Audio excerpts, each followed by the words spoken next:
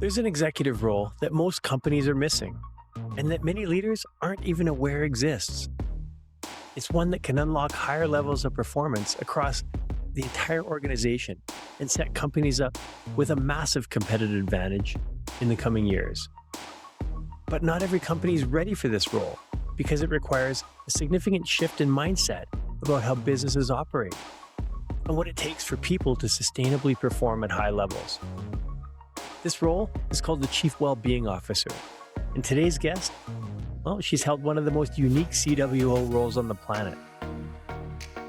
Dr. Jennifer Posa is an organizational psychologist and global thought leader in workforce well-being. She was the first Chief Wellbeing Officer for the CIA, where she helped design and implement the intelligence community's first congressionally mandated workforce well-being program. Jennifer has also held executive leadership roles at the Mayo Clinic and Johnson & Johnson. So welcome to the Working Well podcast, the show that explores the critical intersection of leadership, business strategy, sustainable human performance, and how those areas are defining the future of work. I'm your host, Tim Borys. Let's dive in.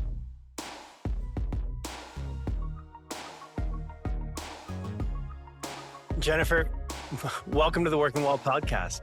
I'm so glad to have you. This has been a long time coming, and it's something I've looked forward to for the last 9-10 months, something like that. And so welcome. Thank you so much for being here. Thank you for having me. And so you've had an incredible career across some of the most influential organizations in the world, Mayo Clinic, Johnson & Johnson, CIA, and you're also the first Chief Wellbeing Officer at the CIA, which is a title that immediately makes people curious, but even more curious than that, I have to ask the question that everyone's thinking, what was it like to work at the CIA? Well, Tim, I would imagine you haven't signed an NDA. We're not under, any kind of secrecy agreement. No, I'm joking. I can tell you it was incredibly exciting and the biggest honor of a lifetime for me. But obviously, much of that information and what we do on a daily basis is something that I have to keep within my own mind. But I will tell you that it was exciting and a true honor because from my perspective, the work that I did at the agency was a commitment to, safeguarding my country and ensuring that the officers had what they needed to achieve our mission. And there's really been no other job I've had that has enabled me to have such extraordinary impact on individuals that are so deserving of that.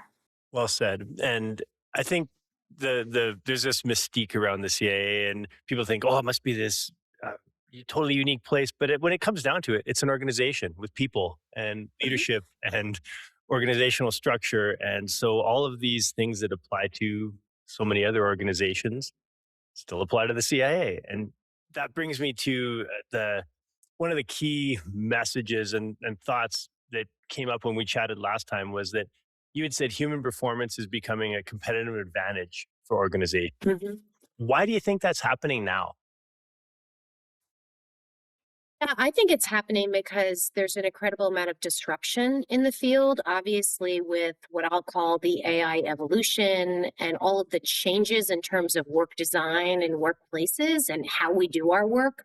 So with that, human performance and our ability to perform in uncertainty and in changing environment, I mean, you and I, Tim, are going to perform differently if we're ready to perform with that much uncertainty. If you're not ready and you're not prepared to do that, or you're not comfortable or you don't have those skills, it's going to be very difficult to perform at peak levels. So from my perspective, ensuring that workforces can leverage human performance, science, and principles within their work design, within their training, enables them to have a competitive advantage. And I've certainly seen that firsthand in the last 30 years that I've been working in the field and supporting organizations who, are some of the highest performing in the world. Mm-hmm. And change and uncertainty, they've been there for ever. It seems to be accelerating faster now. But outside of that, What are some of the other reasons you think that or organizations are starting to realize that performance and well-being are pretty inseparable? So I really think it's because people are at the center of our workplaces. I mean, you just said it earlier that every organization has individuals that work within them. And those individuals are, performing their work, being as productive as possible with the means that they have.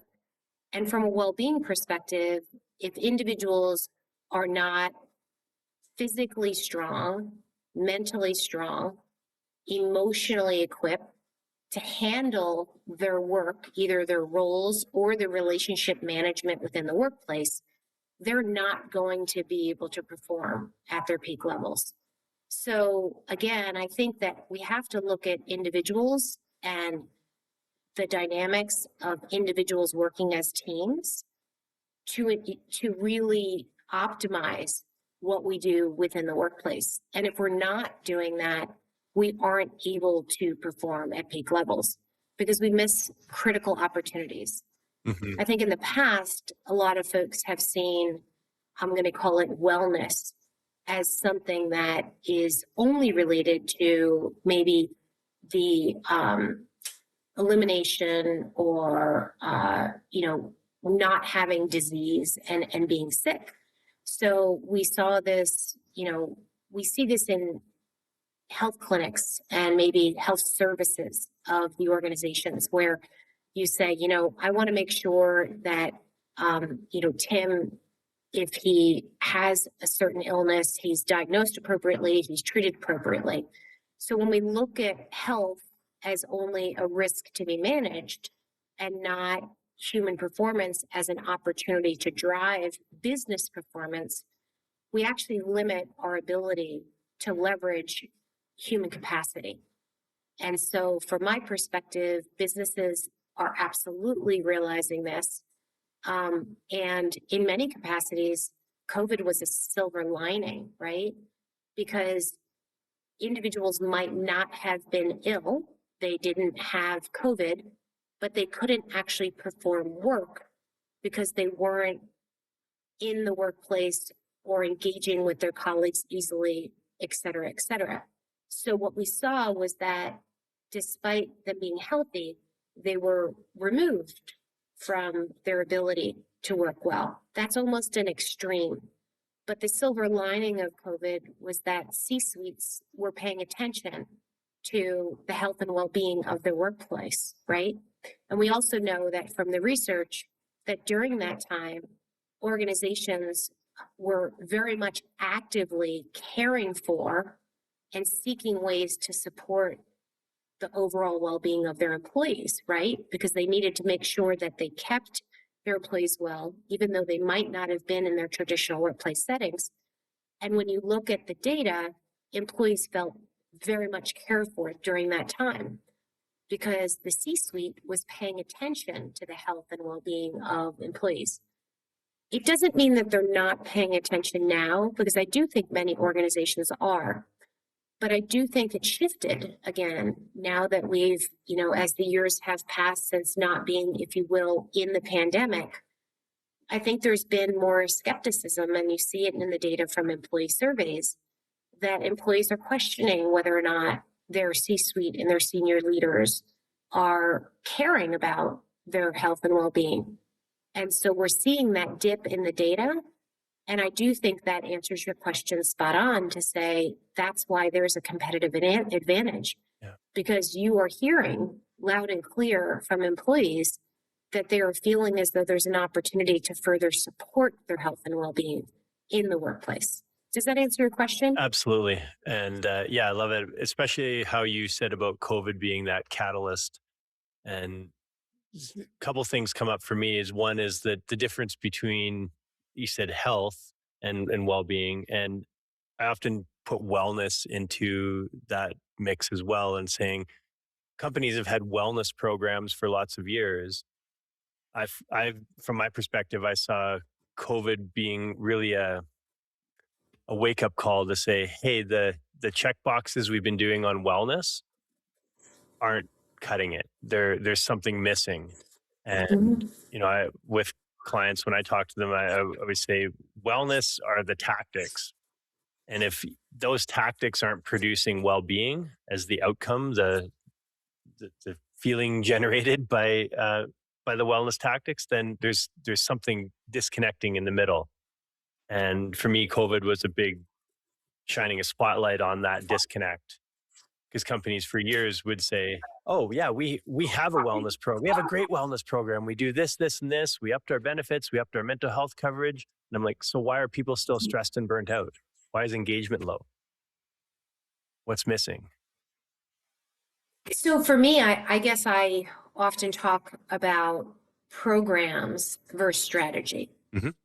And I think to your point, I think when we look at well-being, wellness as, perks or a program here, a program there, we're not looking at it holistically and as an organization and the systems that create our organizations.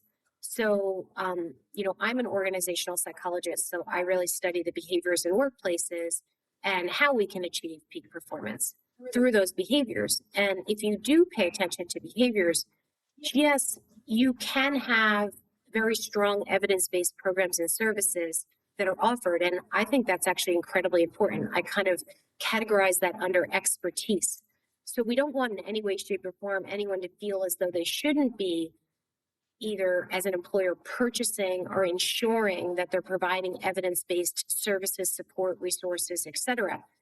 But what we want to look at is we want to look at the organization as a whole and the systems that are driving behavior.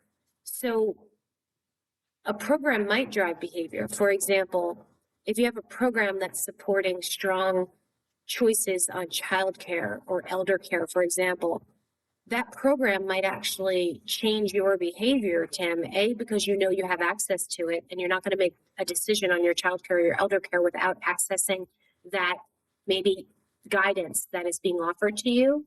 And maybe there's a discount associated with that and you're going to leverage it. That's wonderful.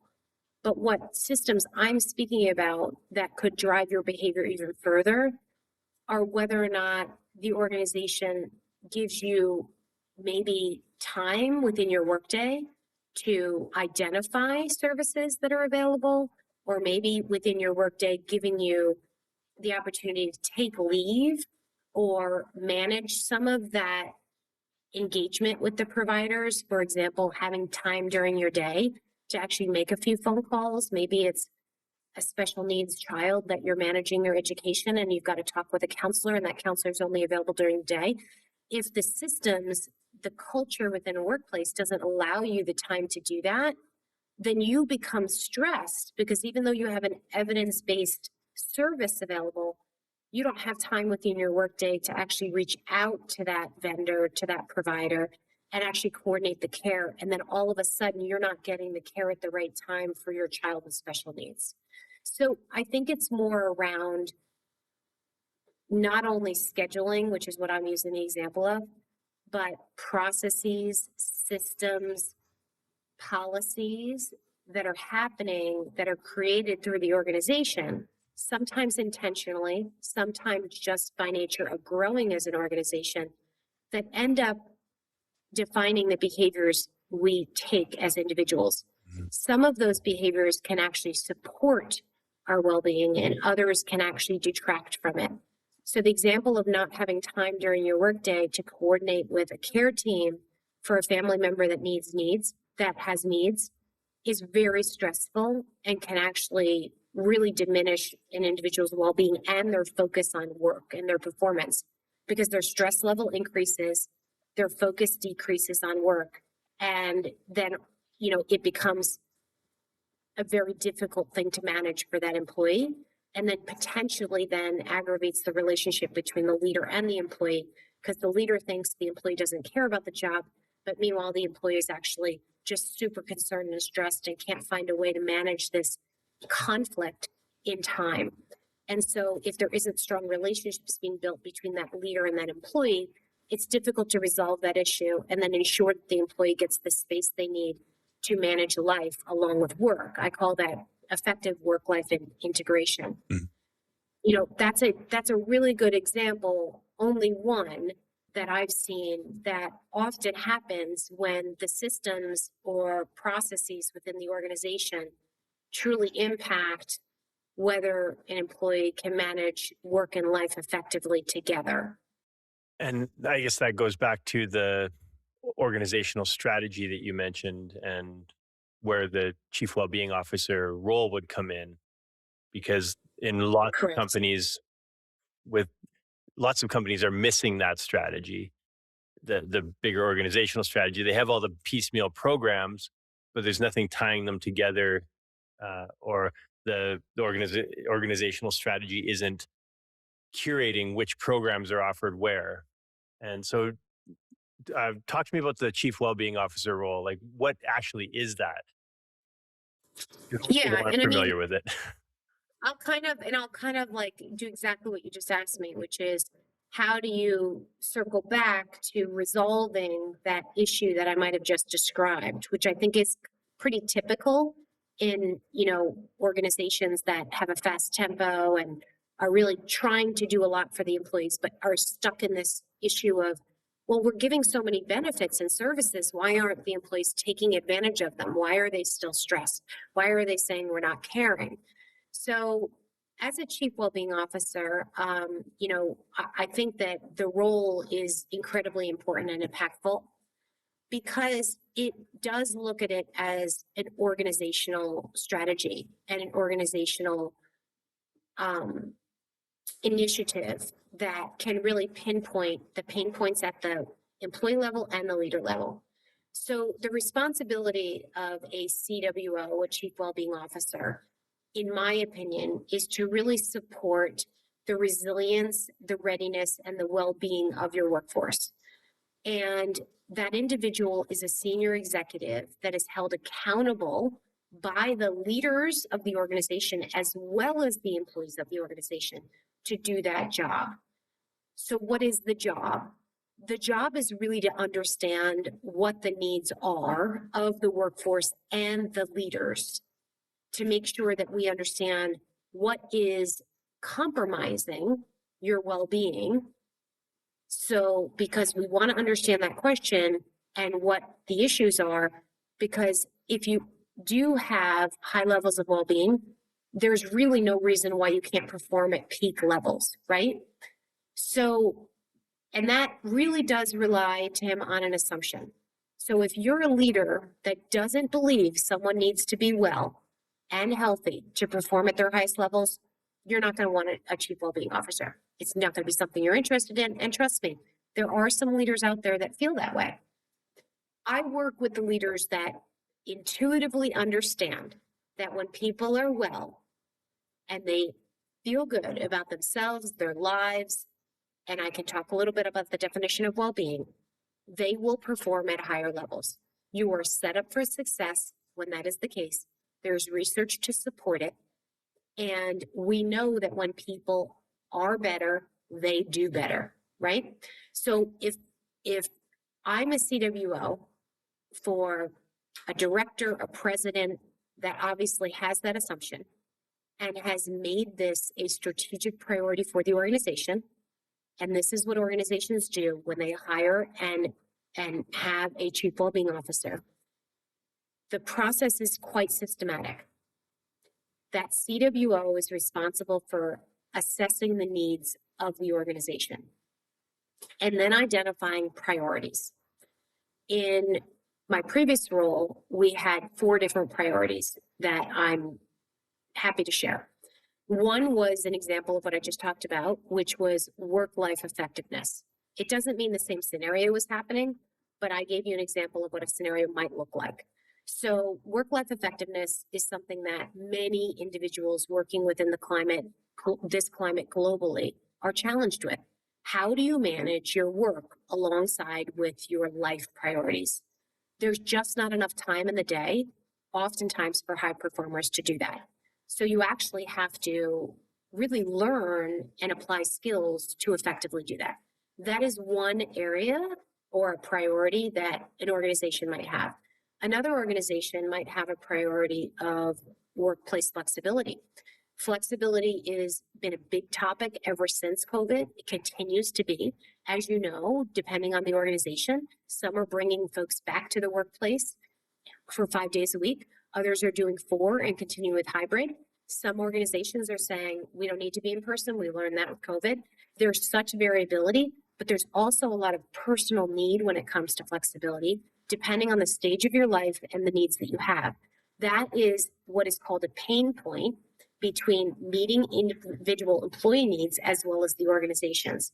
And you can imagine the kinds of discussions that are happening around that to say, what is our responsibility as an employer, or what is your responsibility as an employee for us to come and make sure that this is meeting both parties' needs. It's tough. It's a really tough conversation. So that's another example of a priority. A third example of a priority would be health and well-being support. And I will tell you that this is quite traditional, like I mentioned before, with care. So it's very important and obviously a pretty standard benefit when an employee has benefits from an organization that they're provided, healthcare services and benefits that will meet them and their families' needs. So that is a sense of security for employees and absolutely a drive to go work for an employer, right? If they have strong benefits.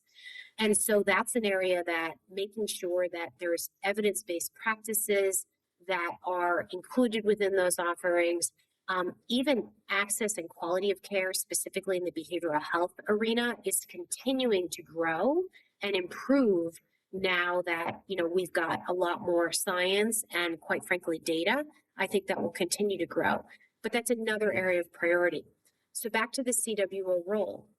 If those were my 3 priorities as a CWO, I would then be identifying after priorities, what are the pain points within those areas? So I gave you the example earlier of maybe someone not having the space within their day to be able to manage personal priorities. That could be identified as a pain point, but we want to pull that onion back further to say, is that only for employees that work in the supply chain? Is that only for employees that are working out in the field or researchers? So you want to actually look at the segments of your population to identify what work-life effectiveness challenges look like for each area of the population. Then I would say you would want to look at lifespan too, because young employees that maybe are single have very different needs than employees that might be in their 40s, who are, managing childcare activities and maybe even heading into elder care years, versus employees in their 50s who are likely still managing children and managing elder care. So if you think about our, the HR end-to-end lifespan and how often HR professionals look at this, we want to kind of overlay that as well. So when we're identifying the priorities and the needs, it becomes very clear to a CWO what are the low-hanging fruit and what are the key priorities that are interfering with our ability to perform at peak levels. So one thing I want to be very clear on is the job is around pain points for well-being, resilience, and readiness. But the goal is exactly the same goal as every other C-suite member has, which is we are in this organization to drive performance of the organization. So there has to be a connection, and the data crosswalk is incredibly important. So that CWO is responsible for defining the needs, identifying the priorities, ensuring evidence-based services are in place, and then tying that together with, if you will, actions and interventions maybe to say, we need to tweak or change this. In some cases, it's changing a policy because unbeknownst to the leadership team, there was a policy identified that was actually restricting the employees to make the choice that would enable them to be well and perform at higher levels. In other cases, it might be a process or a technology platform that's really causing inefficiencies and stress on teams. And then it might be, hey, CIO, Chief Information Officer, can we talk about this? Because this technology platform seems to be really exacerbating issues from a well-being perspective and preventing us to perform. So as I'm hoping you're hearing, Tim, from my explanation, the Chief Wellbeing Officer isn't the one that's responsible for solving every problem. That's done in partnership with other C-suite leaders and leaders throughout the organization. What the responsibility of the CWO is to say, I will identify the pain points and the needs, and then enable us to identify solutions together. And that could be changes in policies, it could be processes, it could be new benefits or services, or removal of benefits and services that aren't helping. It also could be something around rewards and recognition. So we might actually be rewarding behavior that we don't realize we're rewarding, right? In some types of teams or even processes that we have. Mm-hmm. So the goal is really, again, to help the organization achieve peak performance through well-being. And well-being touches every aspect of our lives. And recognizing that from an organizational perspective is what the CWO does. So they're not a one-on-one therapist. They're looking at the organization and saying, how are we as an organization impacting Tim as an employee and his performance levels? And we're doing that at the population level. Does that help? Yeah, absolutely. And I'm very passionate about the CWO role. And so convincing me is not the issue. It's other leaders out there that are not familiar with this role. And I often hear from HR, well, that's what we do. And so where do you see HR says, well, we deal with people. We're the human capital aspect of the organization. So where do you think the CWO role fits in with traditional HR roles? Yeah. So I will tell you that not every organization is ready for a CWO. And you might be surprised that I say that because I am a CWO, right? And everyone should have one. I don't think that's true.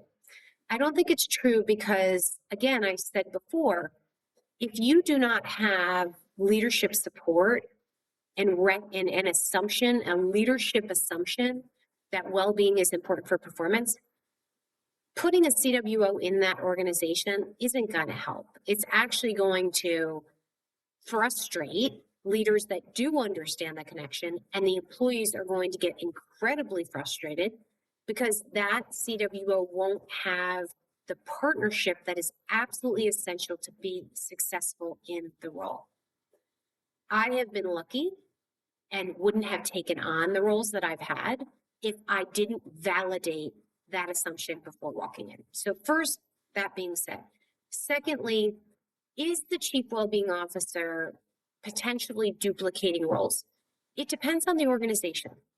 So some CHROs, I'll say if the CHRO is the title of the HR leader in the organization, is doing a lot of what I'm describing. If they are actively addressing and they have the expertise within their team to drive the organizational change that I'm suggesting. What I have found is that this particular area requires a level of expertise and, quite frankly, a commitment across the C-suite, not just in through human resources. And I do think I have seen it more effective in my own situation when it is a partner to the CHRO. It doesn't mean that there's a competition on who's better or not, but what I have experienced is incredible partnership with what I would say my partner who was in what we would call in the private sector a traditional CHRO role. And the power of that collaboration and having two individuals focused on the people in the organization for very different reasons ended up being a multiplier effect. Mm-hmm. So, Tim, my perspective is you can't afford to not have a chief wellbeing officer. So if you don't have a chief wellbeing officer and you want to focus on this area, it's very difficult to do that. So if you're interested, you should have one. That's, first step, and you have the leadership support. But if you want to really have the greatest impact, it's placing that role as a partner to the CHRO, the chief operating officer, the chief financial officer, the chief digital officer, right? All the CTO. So it's actually being in partnership. Why do I say that? I say that because what I have learned in my experience is the drivers of health and well-being are oftentimes outside of health and well-being. They're not only health and well-being. So if the drivers are outside of, for example, your flexibility policy, or maybe the digital platform that you're using, or let's use AI as an example.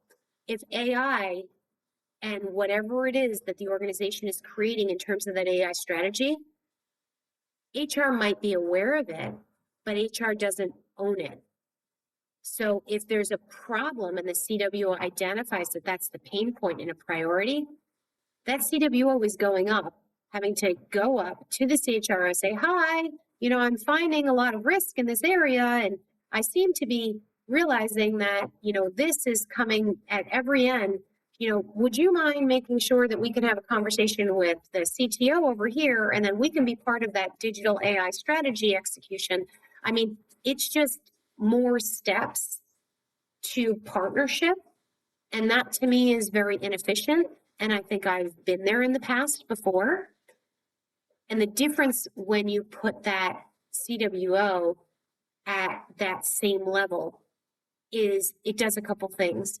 It creates efficiencies across the partnering within the C-suite and ensures that what I call a bias for action, that need to resolve and mitigate that internal threat and risk of well-being away from performance and success, happens more quickly.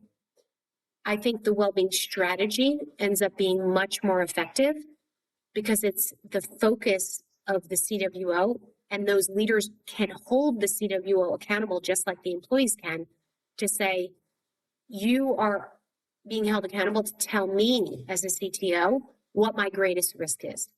So I'm immediately held accountable by that business leader as well as the employees. Mm-hmm. And then the other part is, and this is very, very important, where you place the CWO in the organization directly impacts whether or not your employees believe that this is truly a priority of yours.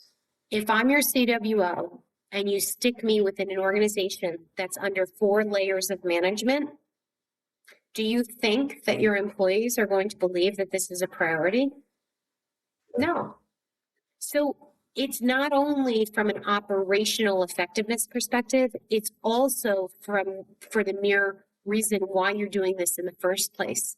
Yeah. Is that you are truly trying to build the strongest relationship that you can have with your employees that are spending most times 40 hours a week or longer with you to achieve your mission.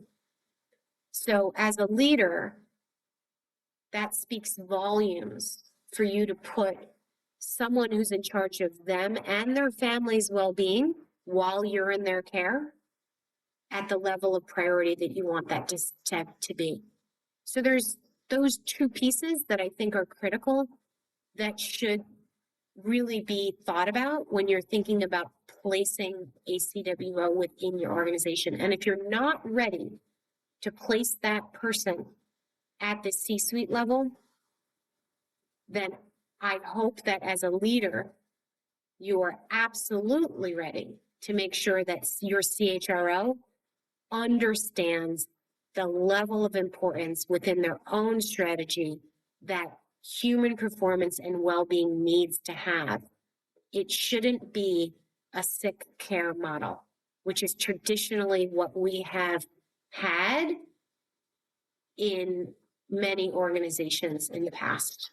Absolutely agree. The other thing that comes up when you say that is one of my quick and easy ways to judge whether the mindset of an organization is there is to look at the titles across the leadership team, and you'll often see CEO, COO, CFO, CTO, VP of HR, and Mhm. that speak Right. that speaks volumes of where people, the mindset of people, live in the organization.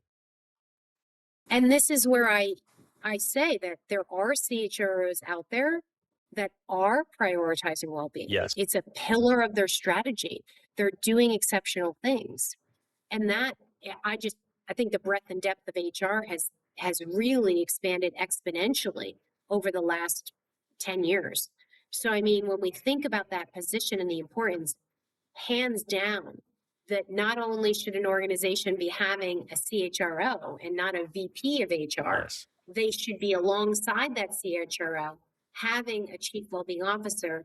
And both of those two leaders should be held accountable to one another to be working together. Because I don't know about you, Tim, but when you're in a really big job and the breadth and depth of that job is massive, it's really nice to have a partner that can support you along the way. And that's the beautiful partnership that I'm talking about, that I've had the privilege of having. And that makes a lot of sense, and it's incredibly effective because sometimes employees want to go up through HR for whatever it is that they might need that function is providing.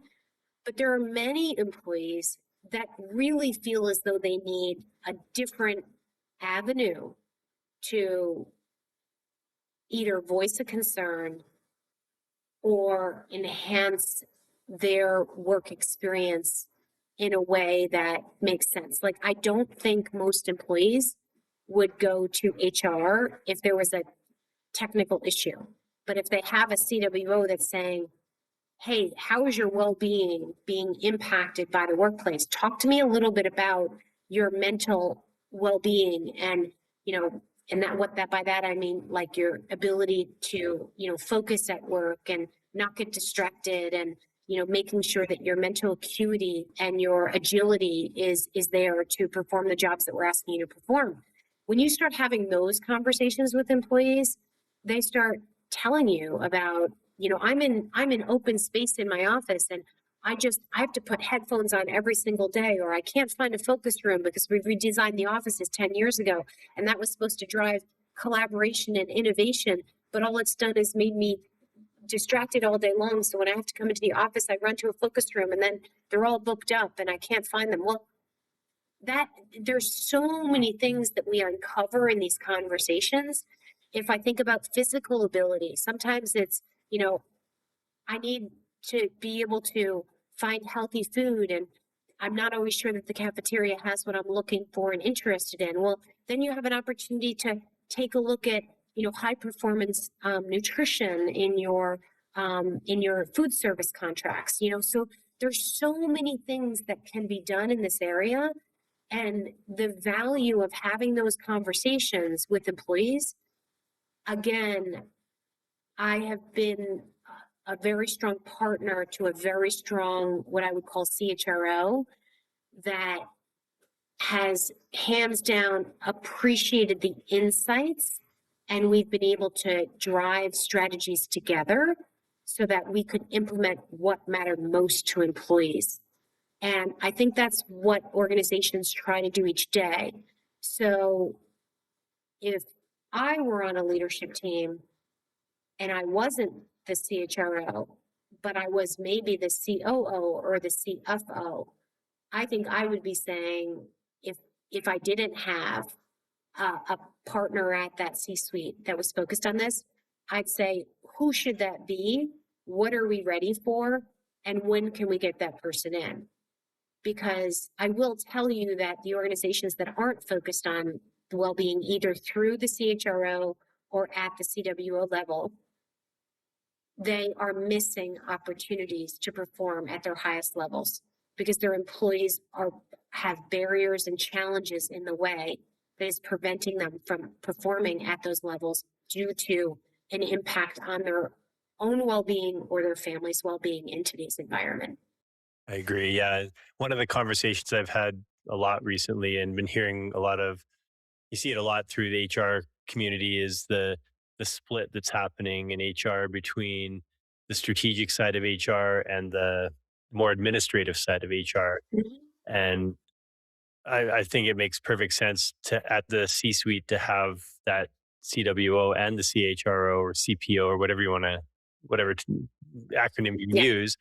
But one is focused more on not necessarily pure administration, but the administration of the people programs, whereas the CWO is focused on the strategy and the integration and operationalizing cross function well being of people. And there, I think it's very tough for organizations as HR has expanded to have control over all of that.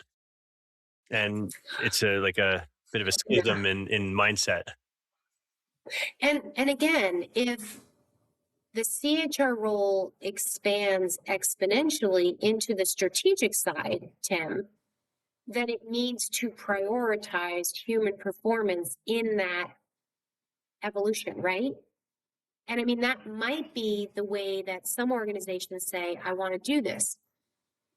I personally, having had a successful tenure as a CWO for a 3-year period and having the ability to be the sole accountable leader of this, I know it benefited the CHRO and every other C-suite leader, right? So I know the power in the position. I feel that if we can only get a CHRO to reprioritize in this way, then I think, again, I'm willing to support any organization that wants to do that, because at the end of the day, the most important thing here is that organizations do it, that they prioritize human performance to drive peak performance, right? I just think in a weird way, I don't know if weird is the right word, but in a way, hiring a CWO is the easy button, right, Tim? It's the easier button Yeah. because you're not having to add one more very, very big, I mean, we've talked about it before. Well-being is like boiling an ocean. To add a boiling in the ocean area to already a full CHRO's plate, that's a lot to ask of somebody who's already doing a tremendous amount of work. I think the other point that I would make too, and we talked a little bit about disruption with AI. You know, AI is going to change our workforces, our work design, and the responsibilities in how we work. If we're going to be redesigning anyway, right? Why would we not be redesigning, prioritizing human performance in the process? And there is no better time to be doing this. So to your point, I would encourage organizations to really take a step back as they're redesigning to accommodate AI and make sure that the person in the organization, i.e. the human performance of the person, is prioritized as they redesign for AI. So in many senses, I feel like this is the perfect time for organizations to consider whether they need a CWO, whether they want to redesign the CHRO position to better prioritize this. And again, looking at it from an organizational strategic perspective, like you mentioned, administrative things, they can be done through AI. So maybe, and I don't know, I'm not an AI expert, but maybe AI is so amazing in the HR space that our CHROs have more time to prioritize this area. And then they bring an expert, like maybe I'm one of those experts that they bring in to say, okay, this is how we redefine strategic relationships and human performance in HR. Because I do think our CHRO colleagues are working incredibly hard. Agreed. And they're doing everything they can to support employees. I just think that, to your point, that breadth and depth is massive. And now there's massive change because of AI. So my ask is, please consider this competitive advantage that you have in front of you to prioritize human performance, which i.e. is well-being, Yeah. into that strategy and that redesigning of the workplace, workspace, and jobs. Yeah, and I like how you said how human performance is well-being, and though speaking of mindset, there's a mindset of a lot of leaders that human performance means like strictly output. And from my perspective, I always talk about sustainable high performance. We can drive people hard for a month, a quarter, even a year. But what's the follow up of that? How do we create sustainable high performance? I've often made the joke that it's like asking Usain Bolt to run his 100-meter pace for a marathon. Mhm. And that's what a lot of companies and leaders are expecting is like, well, he's performing at this high level, or she's performing at this high level. So why can't we just sustain that? It's like, Right. it's not quite how that works. And I think the more, and we're seeing this with AI right now, is in certain roles, particularly, and I have a lot of executive coaching clients in big tech companies, and Mhm. there's it is optimizing performance, allowing them to put out more workload. But what they're finding is that people are burning out faster because the Yeah, expectation is that, oh, well, now you have AI, so you can do triple the amount of work. correct. Yeah. Yeah. Yeah. And I mean, that speaks a lot to, again, it's a human performance principle that you're very familiar with, impactful recovery. So, how are we designing our jobs? How are we designing our workplaces? Is recovery, um, you know, included within that? How do we teach people how to recover? How do we ensure the design of the job allows for recovery? I mean, working in some of the highest demanding environments around the globe, it's absolutely essential. And I will tell you, as a high performer myself, recovery is probably the one area that I continue have to coach myself on. I mean, because the challenge with high performers is we don't want to stop. It's so important. Like, it's just so important what we're doing. If we could just do that one more thing today, we're going to get ahead. We're going to crack the code. We're going to like achieve the mission earlier than what we said. I mean, it's a high performing mindset that we have to be thinking in. It's interesting. I had someone say to me, you know, a CWO, like your job is to like save us from ourselves. That was literally the quote she said. And I said, you're right. But as a high performer myself, I have to save myself sometimes too. And sometimes I make mistakes. Sometimes I realize, oh my gosh, I'm totally burnt out by Friday. I shouldn't feel this way. But why am I feeling this way this week? Whereas last week I had a lot of energy by Friday. That's because I didn't manage my recovery. I didn't include my impactful recovery throughout my week. So we are still human beings. We still make mistakes. We still, again, as a high performers, we still want to perform at those highest levels. We have to learn the skills and be very disciplined in those skills in order to actually perform at our highest levels and, to your point, be able to sustain. So that is the discipline that I believe is the art of creating a high performance workplace.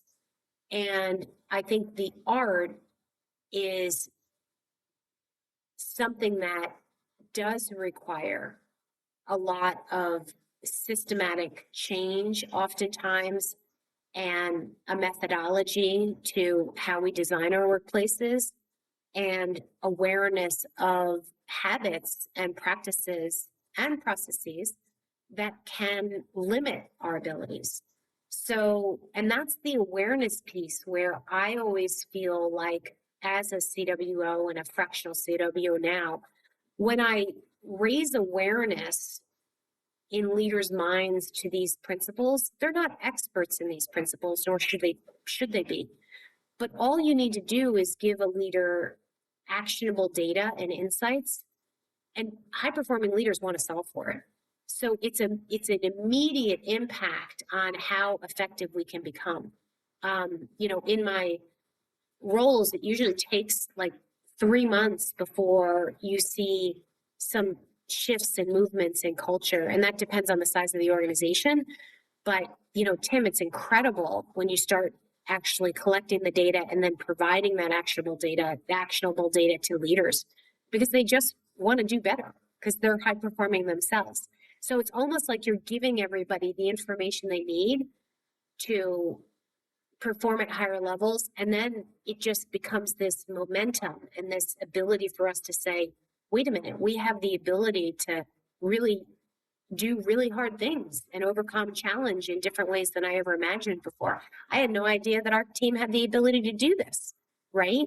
So it's pretty cool when it happens, but I think it's a science as well as an art.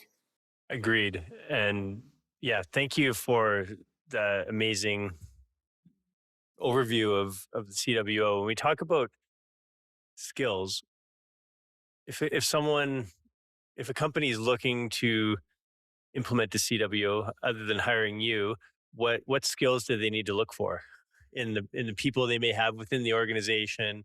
Or if someone wants to become a CWO, what types of skills do they need to develop? Yeah. So it's a very new position. So if we really look at it, I mean, I would say in the last 5 years is when we've really seen organizations start to bring on CWOs. I'm an organizational psychologist, and I also have a master's in health management. So if you will, I would say that there's a systems organizational skill set that really is required, because this is not individual counseling, this is not individual therapy, this is not individual coaching, this is really organizational work. So that what I think is very, very important. Obviously, organizational psychologists are perfect for this type of role, but I will say an organizational psychologist that has an understanding of evidence-based health interventions and well-being science is very important. So in a sense, Tim, I think that the role is really defined by having those two skill sets together. It might seem to people that aren't in this industry that that's unique to find. I don't think so. I think that practitioners in this space, I remember completing a meta-analysis with a group of colleagues I think it was 2018, we published this work. And it was looking at all of the evidence base around individual interventions in the workplace versus cultural interventions. And there's a lot of growth in this area over the last 10 years. So most practitioners are not only focused on what we talked about as the program or the benefit, they're really focused on how do we take evidence-based services, programs, embed them within culture and make sure that they operate effectively and to achieve the organization's goals. So I do think the practitioners in the health promotion, population health arena today are being trained for that organizational work.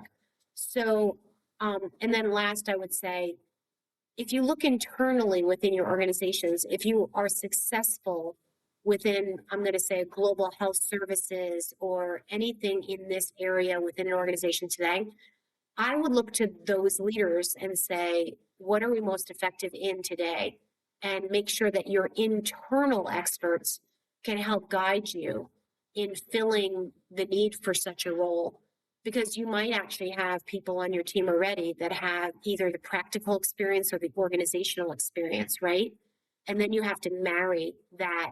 But I always like to ask the teams that are doing already work, because most organizations are doing work in this space. They're just not doing it at that strategic priority level, and they want to do it at that level. So the question is, how do we do it and who do we need? And I always say, where are your gaps on your team right now? Because you might just need a fractional CWO, right? You might not need someone full-time, especially if your C-suite says, I'm not sure that we want another person at that level, for whatever reason. Maybe it's bringing in a fractional CWO. And I do this work now. So going into an organization, working with the existing team, the existing CHRO, the existing health services team, doing that needs assessment, providing it to them. Again, you're enabling leaders that are already in the organization to look at this from a different perspective in a strategic way and execute a strategy that could truly effectively change their engagement and relationship with their employees to excel business performance. That's the end goal. So however way that you can get there is important. But the short answer to your question is, I think, organizational mindset, expertise in health and well-being. Okay, great. And what about knowledge of business? Because I've seen people come in from like the medical field or the research lab and get put into that executive environment and not understand all the different nuances of how business works. Well, I mean, that's where I would say that organizational psychology is kind of primary. I mean, again, you could be a researcher only as an organizational psychologist, I guess. But I think you're right, Tim. I think working within, I mean, I know for myself, I can say I spent 27 years working within matrixed organizations before moving over to, federal government, which is very complex, with all of the agencies and collaboration required. So certainly business experience is very important. I did have a number of business classes that I have gone through in my academics earlier in my career. They were certainly helpful, but there's nothing like working within an organization. Really? And Yeah. I'll go back to, I guess, what you're probably trying to get to, which I completely agree with, and I hope I'm not putting words in your mouth. But I said before that the CWO isn't necessarily responsible for every solution, but the CWO is absolutely responsible for effectively partnering with the leaders that own the function that might need to solve for the challenge that has been identified. And I can't understate that. So there were many things that we identified as priorities and actions that we needed to do in my previous roles. But many of those were owned by different leaders within the organization. So my job was to ensure that leader had the data they need, they understood why it was a priority, and then understood and could work with me on how to integrate that into their primary strategy and their scorecard, if you will, their performance scorecard for success to achieve what we needed to achieve organizationally, not just in their area of focus. So in a way, what the well-being strategy can do and what the CWA can do for an organization is they actually bring leaders together on a very strong organizational priority and make everyone perform at higher levels. I mean, I love my work, but it's a huge opportunity to win in today's environment, to look at your business, identify internal risks related to well-being, but also identify the opportunities that you have in front of you during a massive time of change from an AI perspective and even an HR strategy perspective. So I think this is one of the greatest opportunities for employers right now. So like I said before, don't miss the opportunity to have a competitive advantage and ensure that well-being is that, part of that advantage moving forward. Because if you ignore it and you don't understand how you can further support your workforce and your leaders in this area, you will no doubt lose advantages that you could have. There's no doubt. Wonderful. Wholeheartedly agree. And I think you mostly answered my last question about where do you see this going in the next, sort of, call it 5 to 10 years. You said the last 5 years have really ramped up a lot, but that there's a pendulum starting to swing away with this AI integration, and some of the companies are not focusing as much on the human side of it. Where do you see next 5 or 10 years going?